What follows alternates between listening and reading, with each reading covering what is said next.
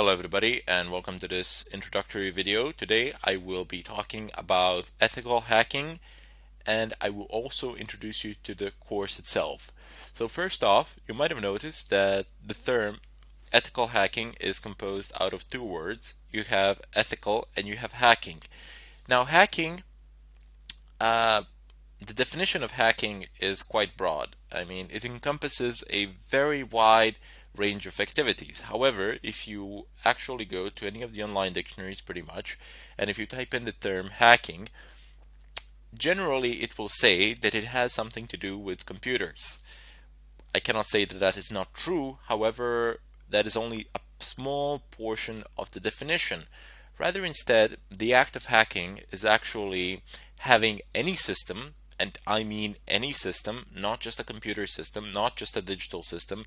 In fact, the system doesn't even need to contain any electronic parts. So literally any system, having it do something that you intended it to do as opposed to what it was designed to do. Now here is one short example that has been cited over and over again. You have a lock, basically. You have a door lock in your house. Everybody has one. Well, I sincerely hope that you have one. And the purpose of that lock is to prevent intruders from entering. So anybody who does not have a key cannot enter. People enter without a key anyway because they pick the lock and then they enter, and that itself could be considered an act of hacking. Also an act of burglary, but that's another subject. Anyway, the ethical side of it would be when you have these large automobile industry manufacturers, and then they hire these burglars to come and pen test their locks. So basically they pay them very good sums of money to go to their factories and to try to unlock their cars.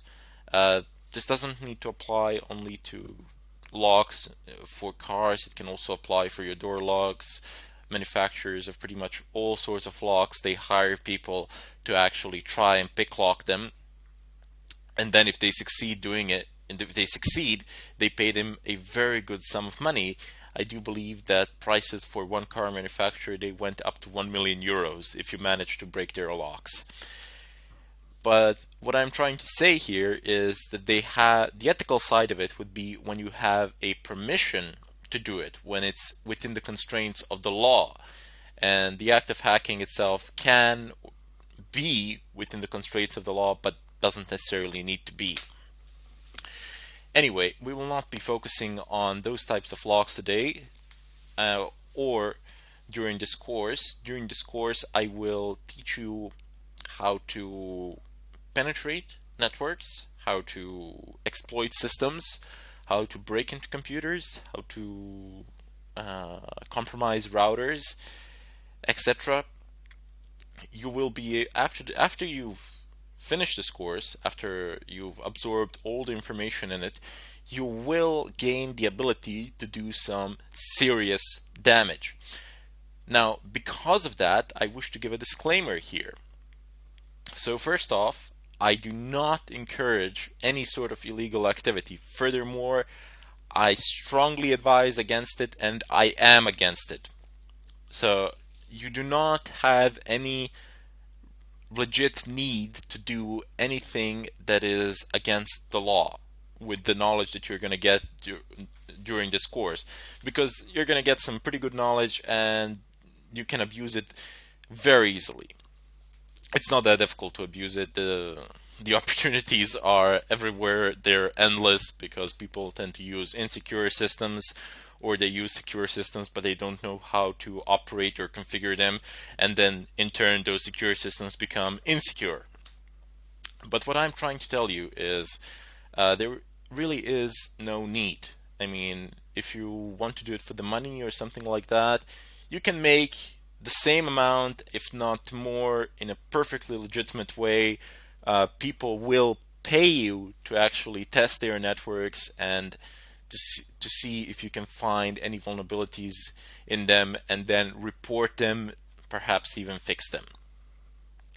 So, however, if you do decide to do something against the law in, in any country, I am not responsible for it. That is what I want to say. I do not claim responsibility for it, as I have already stated that I am doing this for purely for educational purposes, and I do not advocate the use of this material for any sort of illegal purpose. Now, I hope you understand why I had to make this disclaimer, and I this is not what I said. These are not just empty words. I really do stand by it, and that is my philosophy as well. In any case, during this course, I will show you numerous examples, methods. You will need some prerequisites over which I will go in the next tutorial. But you're in for a ride, so sit down, be patient. That is a very important thing in this line of work. Patience, because everybody has, everybody out there, if you are looking at this tutorial now, if you've typed in the term ethical hacking, I'm guessing that you've seen I'm guessing at some point of time in your lives, like myself, you have seen a movie that involves some sort of hacking with computers, and you see this terminal, and you just see them typing in something there, and it just basically works. It works within 5 minutes or something like that. Let me tell you something. That has nothing to do with the real world, or very little to do with the real world.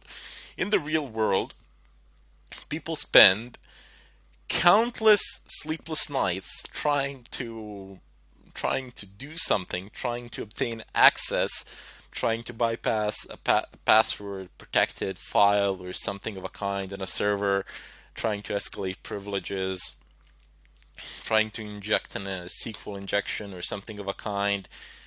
And they not only spend countless sleepless nights doing it, but they also spend a long time planning, preparing, and getting a general idea of what they can do, how they can execute an attack, etc. These are not things that you will be able to do within 5 minutes after you sit and open up your computer, your desktop computer, or whatever. You will need time, you will need patience, but above all, you will need to be curious. Curiosity is one of the first steps here, and obviously, since you've actually chosen to listen to this tutorial, to go through it, you do possess it already. You just need to build on it a little bit more, and you'll be where you want to be. In any case, I hope to see you in the next tutorial, and I bid you farewell.